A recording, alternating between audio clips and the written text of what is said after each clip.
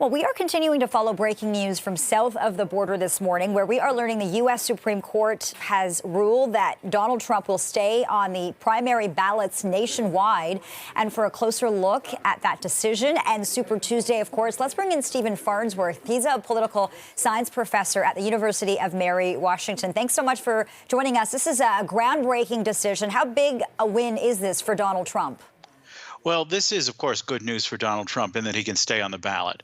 There is, of course, an advantage for Joe Biden as well here, because every time that people talk about the insurrection, whether Trump wins in court or not, it reminds voters that Donald Trump is the candidate who tried to help keep himself in power even after he'd lost the election, and Joe Biden is the candidate who genuinely represents law and order. So there is an advantage for Biden here, too, that we're talking about this matter today. Interesting. So good news here for Donald Trump and Joe Biden. How could this shape Super Tuesday for both of these candidates?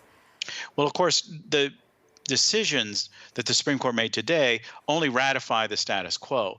There had been an injunction put in place so that no ballot had removed Donald Trump at this point. So when people are voting tomorrow, they're going to see a ballot with Donald Trump on it. When they were voting early, they saw a ballot with Donald Trump on it. And so we'll see how this works. But in the Republican primary, it's very clear Donald Trump is way ahead of Nikki Haley in just about all these states that are voting tomorrow. And that's going to create another sort of nail in the political coffin, if you will, for Nikki Haley. She's going to walk away even further behind the delegate math than she is right now.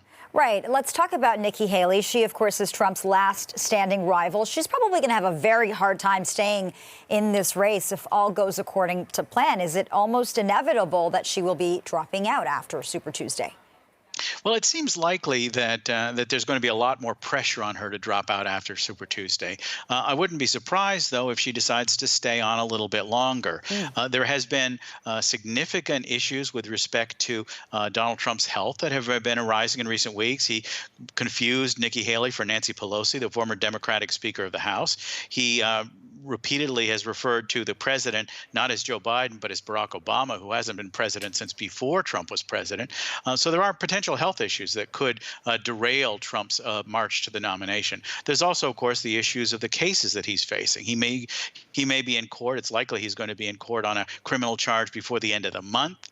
And so Nikki Haley wants to be on deck in case something happens between now and the summer Republican convention, that she's next in line if there's a health issue or a legal issue that makes Republicans think twice about nominating Donald Trump. But the way it stands right now, it's Trump's nomination. Okay, speaking of mental capacity, because that's an issue for Joe Biden as well, a new poll, this is very interesting, finds that a growing number of Americans doubt that 81-year-old President Joe Biden has the memory and acuity for the job. How big of a vulnerability is this for Joe Biden? Well, this is a vulnerability for Joe Biden, but it's also a vulnerability for Donald Trump, as we just mentioned. Trump is 77. Joe Biden is 81. You're looking at two men who are much, much older than presidents we've had in the past. It is an extraordinary situation that we're looking at two choices that are both over 75. There are a lot of voters who would really rather see a new generation of political leadership in both parties take the fore, but it looks like that kind of moment is 4 years away. And then Thursday, of course, that is Joe Biden's State of the Union address. What are you watching for there?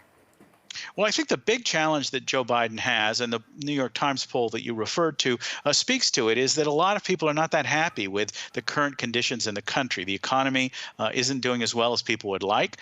The questions with respect to whether the economy is working for them individually in particular is an area of challenge for Joe Biden. I think that what Joe Biden is going to have to do in the State of the Union is make a more compelling case than he has so far that he really is delivering for American voters, and he has to convince people that the economy is better than it was when he took office if he's going to get a second term.